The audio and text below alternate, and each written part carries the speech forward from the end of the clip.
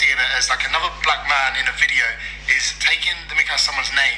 How did you feel when you watched that video? My friends had been research and they came back to me and they found the video and they were like, oh, this is it, like, I don't know if you should watch it, but here you go.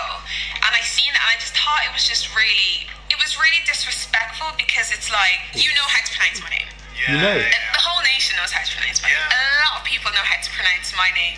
So it's kind of like you were trying to insult me by incorrectly saying my name. It was, you were trying to put me down. You were trying to insult me. And obviously, I was really good friends with Sherif, so I just didn't understand why he felt the need to be a part of the whole situation. Thank you. It was just really disappointing, really. Well, it's all about people putting...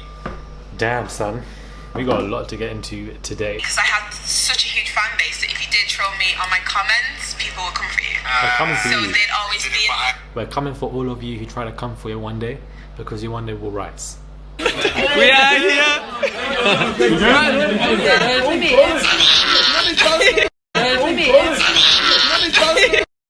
In getting to know anyone else. Am I right or am I wrong? So Yewande speaks out and slams the ex-islanders who came for her, and really has an important discussion that I feel like other islanders aren't really doing as much.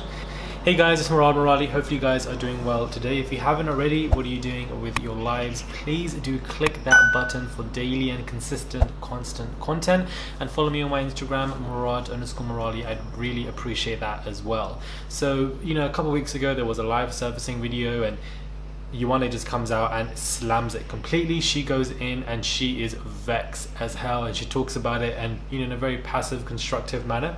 And she sits down with Reece Parkinson, and if you don't know who he is, I think most of us knew or came to know him from, you know, the back chat kind of after videos that he used to do with the contestants on that show.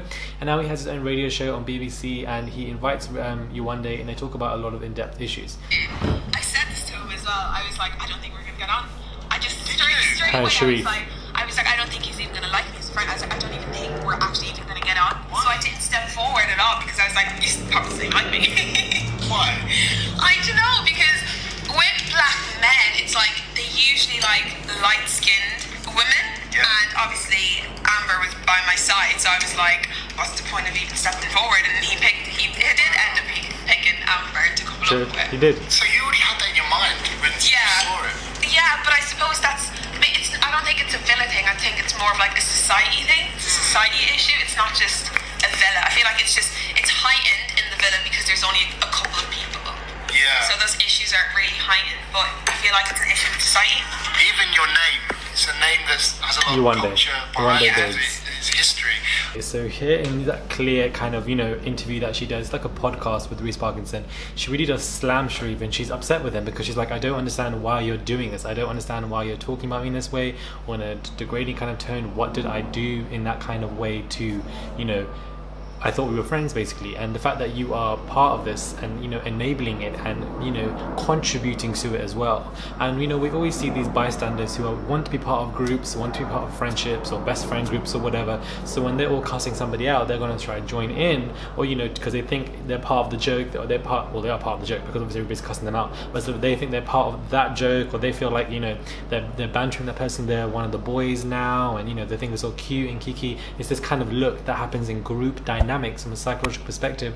Other people will, you know, lose their norms and adopt the group's dynamics norms in order to, you know, attach themselves to the group. We all see it happening throughout our lives. We all know what I'm talking about. So I feel like that is probably an explanation to an extent for why Sherif was doing what he was doing. But I feel like low-key, even Yewande was saying that she already knew from the jump that Sherif would never pick her because of the color of her skin, the shade of her skin, and, you know, the fact that she's a dark black-skinned woman.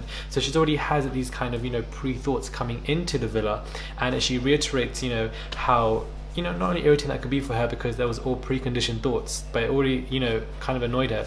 And she was happy that she saw Amber and Anna, you know, other POC individuals, and then she saw Michael and Sherif, other POC individuals. So she really was going deep into this, and also her name, Yewande, carries a lot of culture, and she was just like, you know what my name is. You know how to pronounce my name.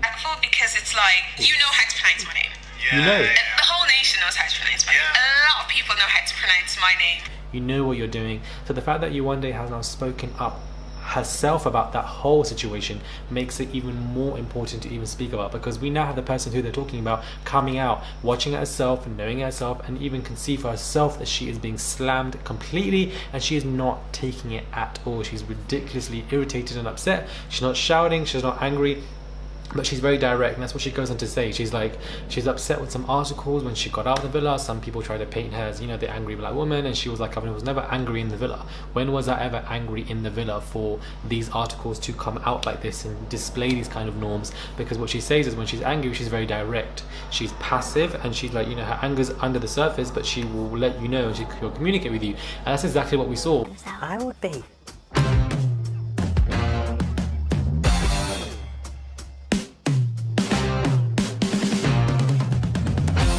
I said I will honestly, like genuinely try. Yeah. And after that conversation, before I spoke to anyone, just before her lunch, what did I do to you? I came, I kissed you, and I said, yeah, I'm sorry. I understand where you're coming from. When she brought Arabella and Danny to a room together and they spoke, well, not even a room, but she brought them to a part of the villa, she was very angry. You can see that she was furious, but like she was in a very direct, passive way.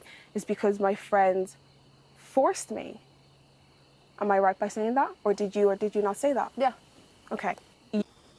You told me that you wanted to progress things with me, but you also failed to mention that you also want to get to know her and getting to know anyone else. Am I right? Or wasn't screaming or shouting or letting things go up in the air. So I feel like that is very interesting as well, and it definitely does continue. When you do have a huge platform, you will get some trolling. Like, it's only natural. Like, people will obviously troll you. But I think it wasn't really in my comments, it was more in my DMs, because if you did troll me, because I had such a huge fan base, that if you did troll me on my comments, people would come for you. So they'd always be We're coming for all of you who try to come for Yewande, because Yewande will rise. Yeah, they'd always be in my DMs, and it was like, oh, you're too, because when I came back from Mallorca, I got such a tan. Like, I was so dark, but I loved it. And people would come for me like, oh, you're too dark. Like, why are you so dark? Why are you so black? Like, you're too skinny, or just stupid stuff. Wow. Is Ireland quite diverse where you're from? It's not as diverse as the UK. She also goes on to say how she feels that it was nervous for her when it came to, you know, individuals or people that were coming into the cast, and she's wondering, do these people have a fetish for black women? Are they genuinely into us? Like, what is going on? Or they talk about how they're open to anyone, but then their type ends up being a very obvious bait kind of type for them. So, you know, she kind of expresses how she felt nervous about these issues, and she felt very worried about all of that prior to going into. These are the preconditioned thoughts. Now, we have never really seen anybody else, like for example Samira. Not that we should really pin them two together, because I don't like doing that, because everybody is different, but I feel like we never really saw Samira doing all that. She wasn't trying to force, saying that she was the first black woman to come onto the show and, you know, trying to set an example. But really and truly, are you setting an example? Because since you said that, what have you done to even speak out or bring representation, or, you know, talk about struggles, or, you know, to try and communicate with demographics that are similar to you? Like, I don't understand why you said that, but you haven't really said anything else. And I feel like if you're saying so that you're the first XYZ and the first this, and, you know, you feel like you're proud to be, then why don't you continue to do interviews? It hasn't even been a month yet before the show ended, and Yewande is already out here doing constant interviews like this, and I feel like it's a very educative, and I feel like it's very important to do so. It's funny because, you know, I just didn't expect her to come out and slam Sherif, and, you know, and the other ex-Islanders as well. I just feel like I didn't expect her to do so quickly, but I feel like she saw that video and she knew exactly what was going on, and she was like, I'm not going to be treated for disrespect at all. It's not going to run like this, and she definitely was very upset. What are your thoughts on that whole situation?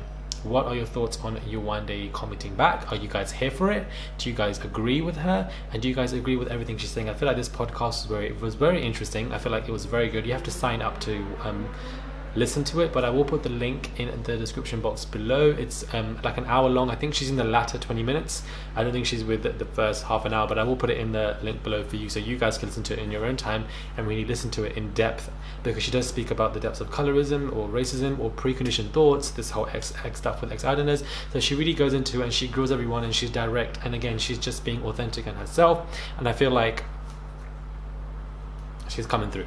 Let me know what your thoughts are. Do comment down below. Let's start a discussion. Comment, share, like, and subscribe. Follow me on my Instagram, please, Murad_Morali. Subscribe. Click that button for daily and consistent content. Please do subscribe. Just click that one button and the notifications bell so you know when I'm here for you for videos. And I'll catch you guys soon for another video.